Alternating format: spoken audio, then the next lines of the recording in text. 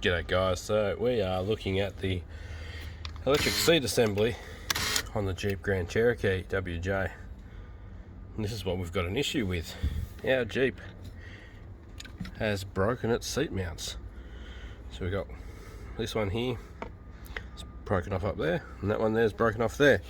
The back still seems attached. Oh, only on one side. Yep, so this side of the back's not attached at all.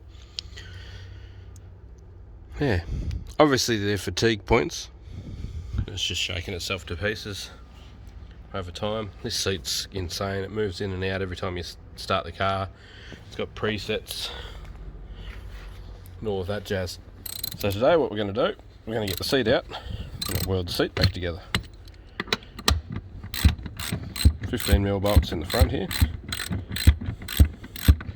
Now I'd almost be shocked to think that this wasn't a common thing.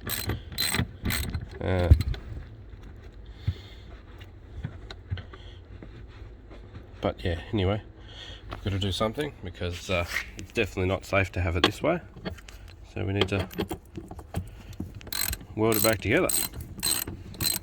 We'll get these two out, and then once we do that, we'll slide the seat forward and there's two more at the back.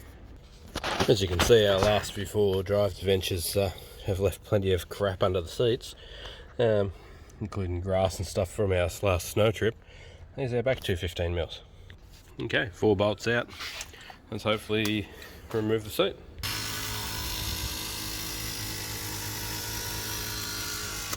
We'll flip it up into the back seat and see how it plugs in.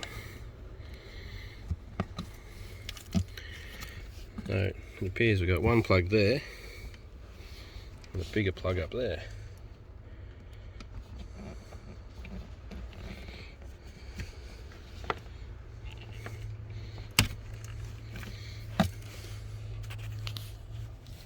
Get them unplugged.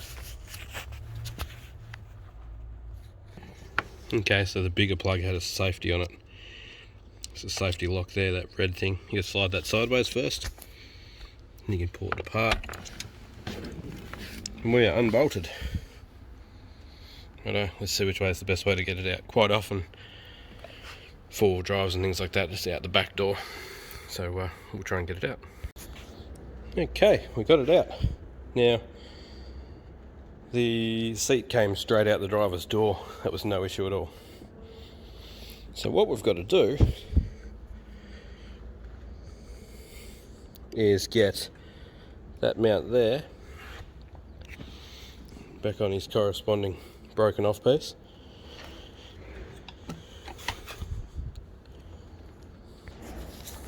Alright, so I've got this one lined back up, as you can see. This one here is facing the right way. It just needs to be bent across once I've got the one there tacked up. Then once I've done that,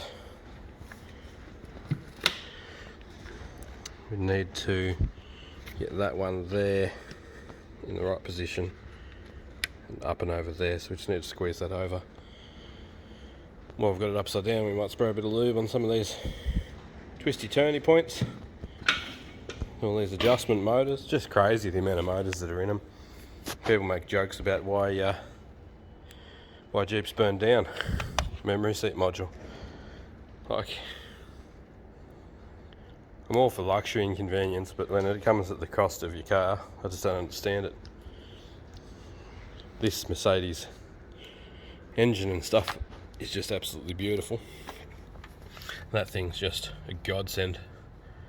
The power this thing makes, it's just phenomenal. We just did a big trip down south to pick up a gold shaker table, which is about 1.9 tonne, 2 tonne, including the trailer, and just still 13 litres per 100 k's all the way down and back, automatic, cruise control.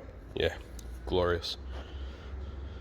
We get the saddle fixed up and put it back in and keep driving her. Okay, now we got them welded up. 2 in the front, 1 over there in the back. Welded up alright.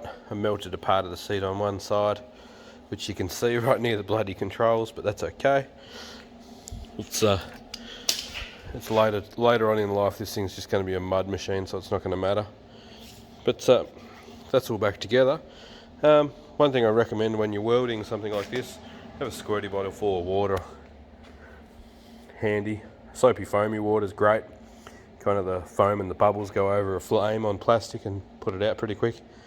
So I soaked everything on the seat straight away and then started welding. But you got to remember, like, a weld sparks that hot, it's ridiculous. Right, let's see if we can get this back in the car. So I tried it a few different ways just because I like to try and give helpful advice in my videos, and that seems to be the best way to get the chair in the car.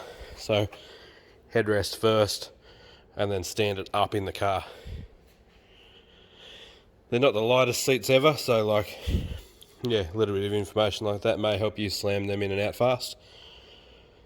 I'll get it in there and get it bolted up, see what it looks like. Another thing to not forget is plug your plugs in before you put your bolts in at all. You don't want to get here and have to fight with them to get it all plugged in. So you got your back plug there. It's not the easiest to get to. There's the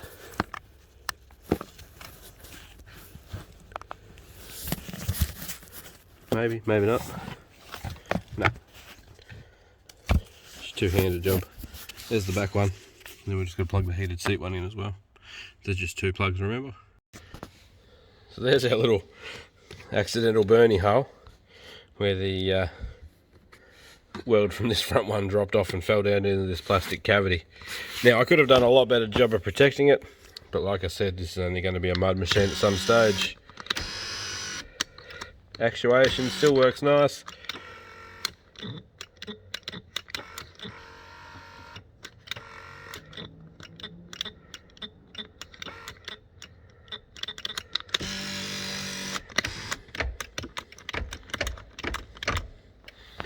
They all move. So it feels like the sitting now that it's all back in there.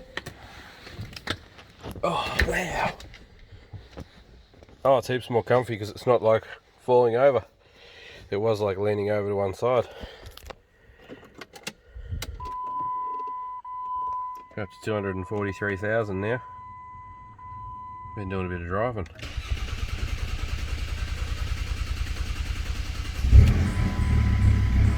Took a while.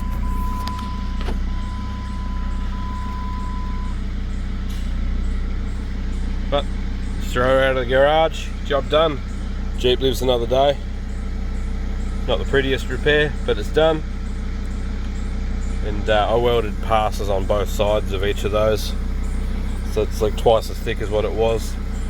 One real good thing as well though is that the seat belt's actually bolted to the rail on the floor, not bolted to the seat where it adjusts, which I'm assuming they would have had to do for safety concerns. Thanks for watching, catch you on the next vid.